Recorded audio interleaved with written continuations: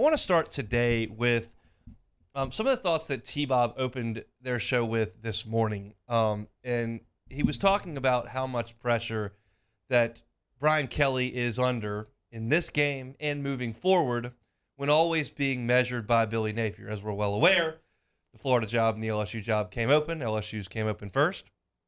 Florida's came over as things fell apart on Dan Mullen. They couldn't stop anybody, couldn't beat anybody. And both teams were in the hiring pool pretty quickly. Florida jumped on Billy Napier almost immediately, and he became their new head coach. And LSU landed Brian Kelly a little bit later as Notre Dame was kind of navigating what could be a playoff run. How they got here doesn't really matter. What matters is that they're here.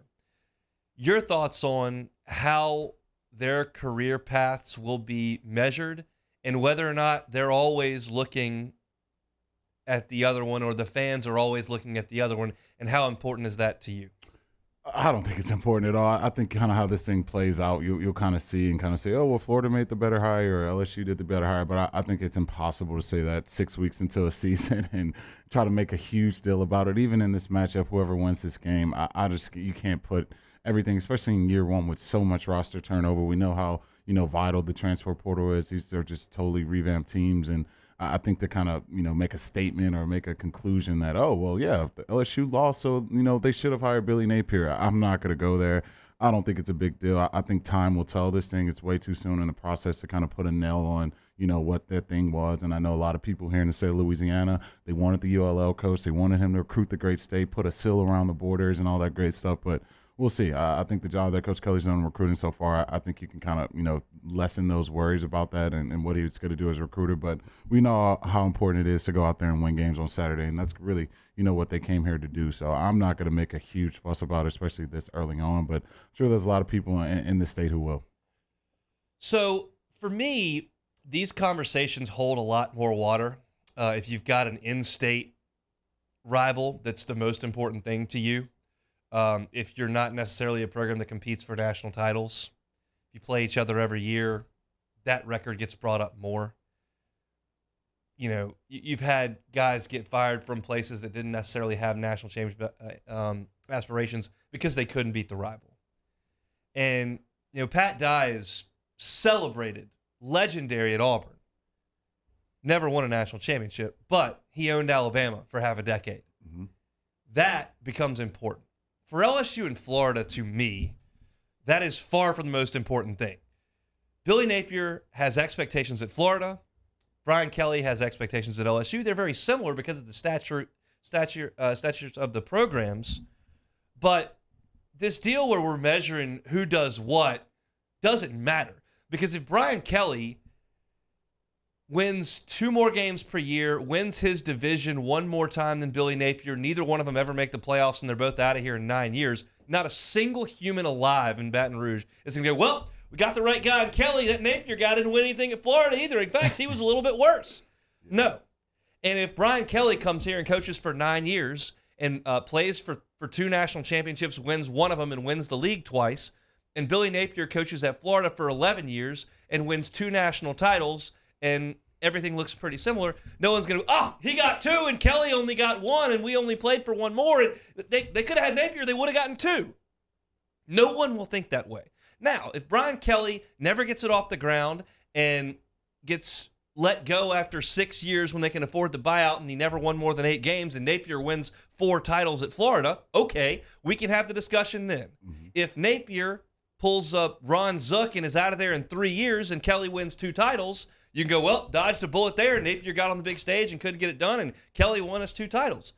But the likelihood of either one of those 2 things happening is not that great. So it's, to me, a silly conversation to have. It's okay to acknowledge that they were in the pool at the same time. It's why we had this conversation about would Auburn jump in the pool because there wasn't anybody there, and certainly we know what happens with Texas and Alabama, with Texas and LSU with the Tom Herman and Ogeron thing. Like, I'm not saying it's a total moot point. What I'm saying is it's probably not relevant.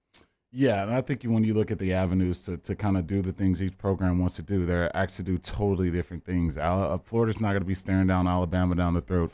every single season they have to play. They got to worry about Georgia. So it's just kind of different avenues, different paths. Obviously, we know how important recruiting is.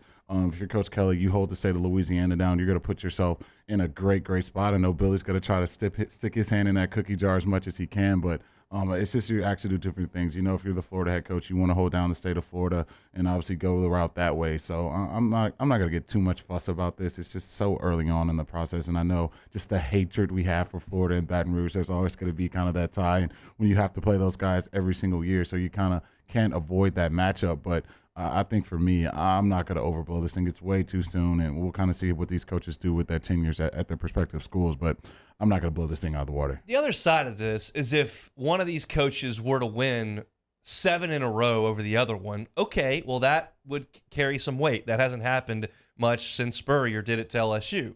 And the fact of the matter is they're probably not going to play each other after next year every year. So that talking point probably gets tossed out the window because they're going to get rid of the divisions and they're going to have 3 permanent opponents or whatever it is. Could be 9 games. Who knows how often Brian Kelly and Billy Napier coach against each other with LSU and Florida, but it doesn't appear that it's going to be the way it is right now every single year. So, again, I don't think it's a big talking point. This is another one that I wanted to get to because it kind of dovetails into it.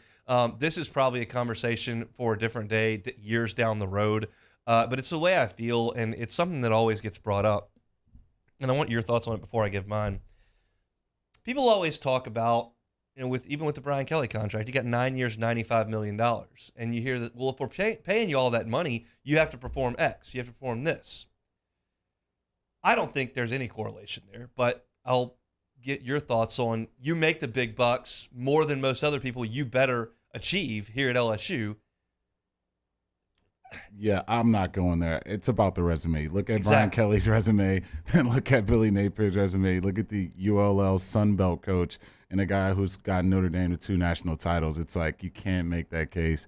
Oh, well, you're paying him so much money. Well, you had to. You want to pry that guy from Notre Dame, you're going to have to break out the paycheck to do that. And obviously, if you're coaching ULL, you're not going to get a pay raise up to $100 million if you're going to coach LSU. So I can't go there with the money thing. I know obviously it's a lot of money for the state of Louisiana and all these boosters and all that stuff. But, I mean, when you got the resume that Coach Kelly has, it's hard to make the case that he doesn't deserve that money, especially if you're going to pry him from a school like Notre Dame.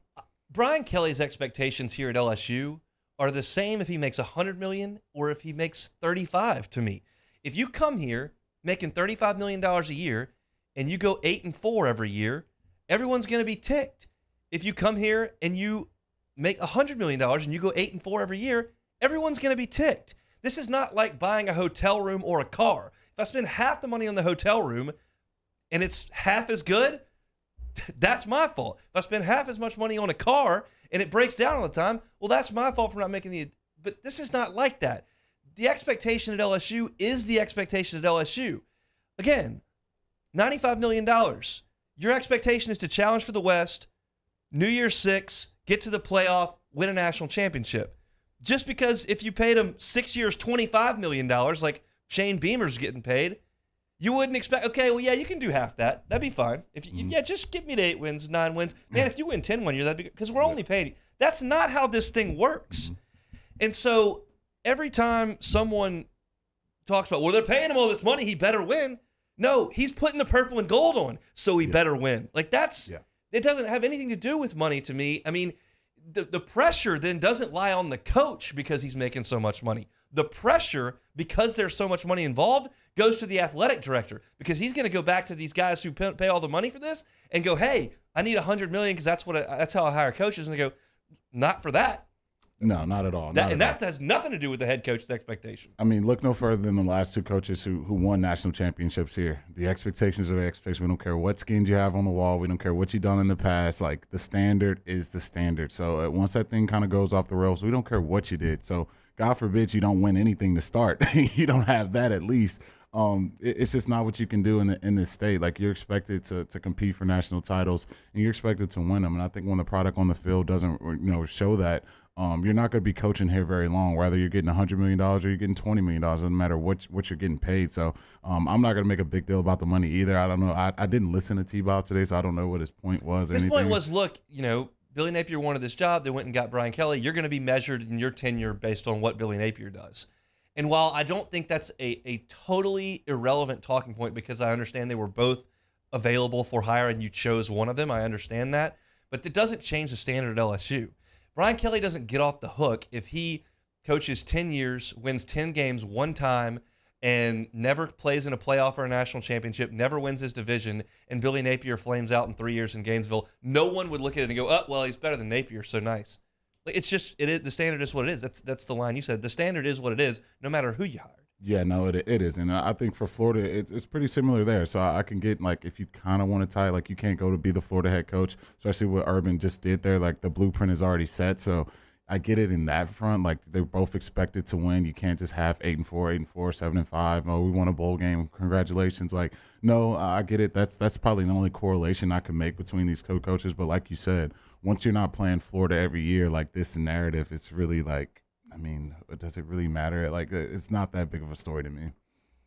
And again, like, just to finish this conversation before we get to JD here, Napier's 43, Kelly's 60.